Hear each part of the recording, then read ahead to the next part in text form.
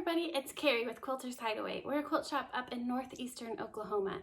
What I wanted to talk to you guys today about was your 1/4 inch. Why does it matter? How do you check it? How do you keep it precise? Some tools, tips, and tricks that you can use to make your sewing that much better. So there are a ton of options and tools and things that you can use to perfect that 1/4 inch. And I think as a quilter or as a person who sews quite a bit, your seam allowance is the biggest struggle, but also the thing to celebrate the most when you finally perfect it. I think it's something that we all work towards no matter how long we've been sewing. There's rulers, there's stickers, there's bumpers, and who knows what on how to perfect that 1/4 inch. But what do you need? What will take your sewing to the next level? Stick around and let's find out.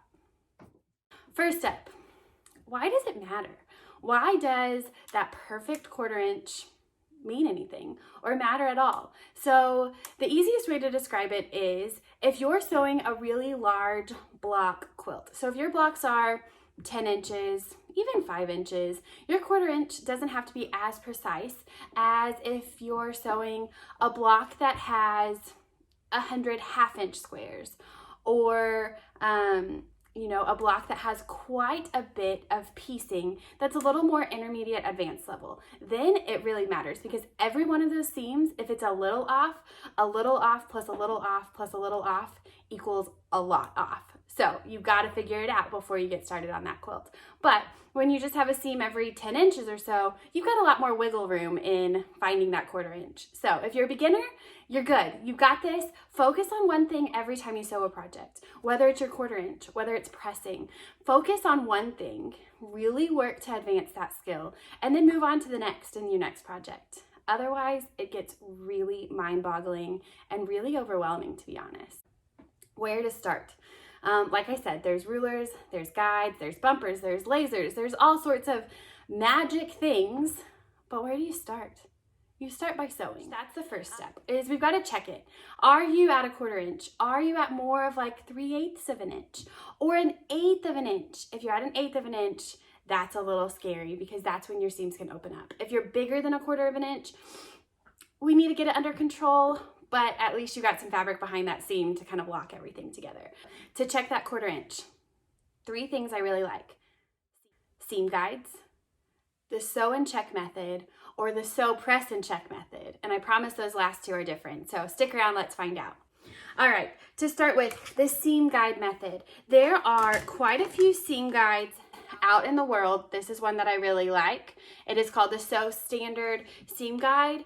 Any seam guide that has a hole in it, like the ones pictured, will work. You need to decide whether you just want a 1/4 inch hole or whether you want something a little more universal with quite a few holes in it.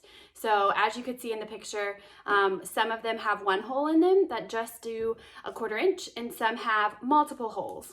I like them both. They both work really well, but this is one of my favorite methods to check, especially in a classroom setting, or when you don't want to have to sew, run to the iron, check something, come back.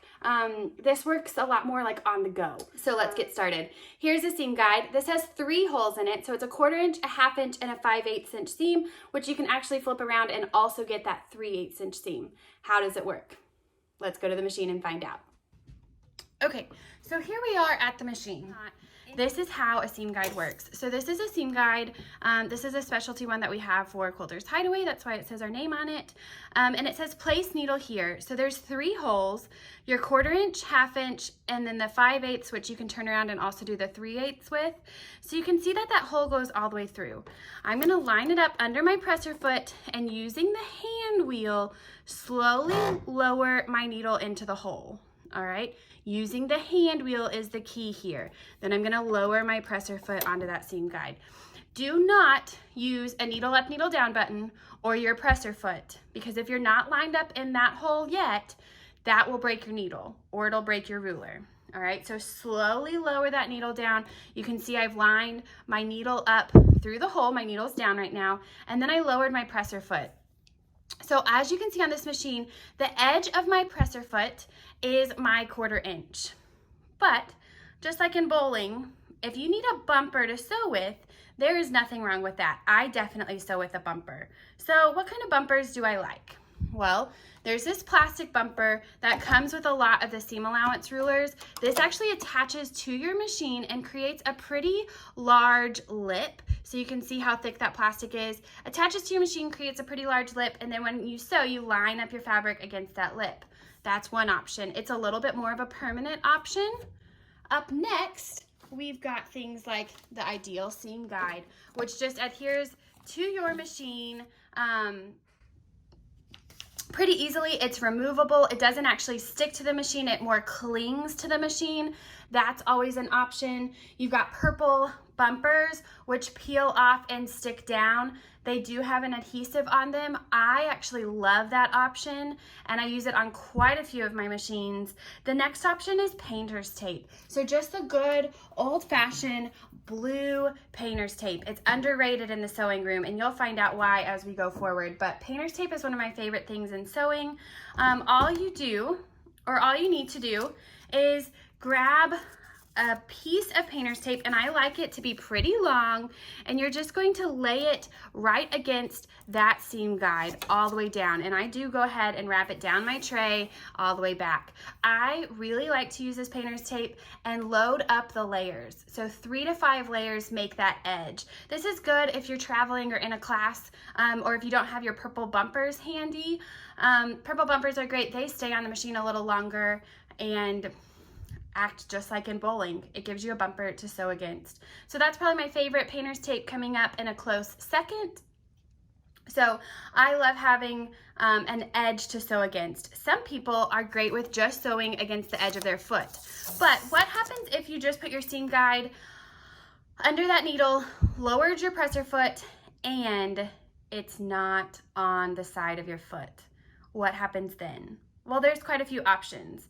There's things like moving the needle over to the right or to the left to line up that a little bit more or a little better. Just pay attention to what kind of foot you have in your machine so you know that that needle is going to go down into the fabric and not break on your foot. Other things that you can do are some machines have stitches set in the machine to give you that perfect stitch length. If it's whether it's stitch 29 or 92 or 32, whatever that stitch is, that works really well too. You just have to remember that that's your 1/4 inch stitch. Some machines have a laser that you can pull down and watch as you sew, and that laser gives you that edge to line up the fabric on. So many options there, but using that seam guide to line up and know how to place those or how far over to move that needle or what presser foot to use is a great start here. So this was my first favorite method and how to check that 1/4 inch. The next method is to sew and then measure your 1/4 inch. To do the sew and measure method, you just grab 2 pieces of fabric, line them up together, just like when you sew a piece of a quilt block. You're gonna put them under your presser foot or where you think you have that 1/4 inch, whether you're using a bumper or a laser or a specialty foot or a specialty stitch. You line it up and then you just sew. Don't overthink it. So I'm gonna sew right along the edge of my foot, how this machine is set up. We just sew and sew and sew and sew and sew. And before I press it, I am going to measure from the edge of my fabric in to that 1/4 inch mark and see, did I get a 1/4 inch seam? All right, so this is one of my favorite tools to measure with. It's the 14-in-1 measuring gauge. So you can see as I hold that 1/4 inch up that I've got a 1/4 inch stitch here, and it's pretty perfect. Other options are just grab a regular ruler, line it up, check that 1/4 inch seam, looks really good. Any kind of ruler, this one has that dashed 1/4 inch mark so you can see exactly where you're going. So that looks really good. That's my second method. It works good in a class setting as well. You don't have to get up and go somewhere. But my third method is actually probably the most precise method. It works great if you're using different thicknesses of fabric or different thicknesses of thread, which can definitely change that 1/4 inch. However thick your fabric is, when you press it, can suck up some of that 1/4 inch seam in the press, which is why there's always the scant 1/4 inch. The scant 1/4 inch takes into account the fabric thickness. So for that one, I'm actually gonna cut 2 squares pretty carefully so I know exactly what size they are. So here I have 2 2-inch squares, and I cut them with the quilting ruler so they are 2 inches. I'm gonna put them right sides together, and now I'm going to sew them using the 1/4 inch that I checked with the seam guide. So I'm gonna lower that presser foot. If I had my tape or bumper, the other option is one of these magnetic bumpers, which go right along that presser foot. I always like to have my seam guide or my bumper, whatever I'm using, start before my presser foot and end either slightly after or at the back of my sewing foot. So then it's just like when you're driving, you don't watch exactly right in front of your car or where the needle is. You watch ahead of where you're driving. You watch, 20 plus feet ahead of where you're driving so you can react. So I'm gonna watch ahead of where I'm sewing, which is back in here, so I can react or know, does my fabric line up? Do I need to, do something with my machine to make it better? So always watch ahead. That's why I like the guide to be in front of or ahead of my needle. So I'm gonna sew for this third method right along here. Perfect. So far this is just like my second method, right? Sew and measure. This is where I could measure. Now, to make this kind of my favorite or most precise method, I head to the iron and I press this seam however you're pressing the seams in your quilt. If it's open, press it open. If it's to a side, press it to a side. So just like this, I've pressed it to a side. I got my thread waddled up, that's okay. All right, so now when I measure this, these were 2-inch squares. However big your blocks were, you're gonna add that number together. 2 plus 2 is 4, and subtract 1/2 inch. 2 plus 2 is 4, minus 1/2 inch is 3.5.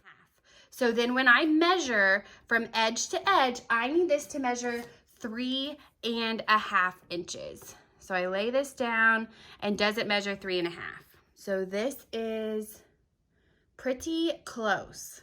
I will be honest, I did not cut them super exact. I forgot a rotary cutter up here, but this is when you would measure it. If it's not measuring correctly, you would adjust your machine. Move your needle over, move your seam guide just a little bit. Whatever you need to do to make this come out correctly. So if it's thicker fabric, you might have to play with that seam or that needle a little bit more than if it's regular cotton fabric.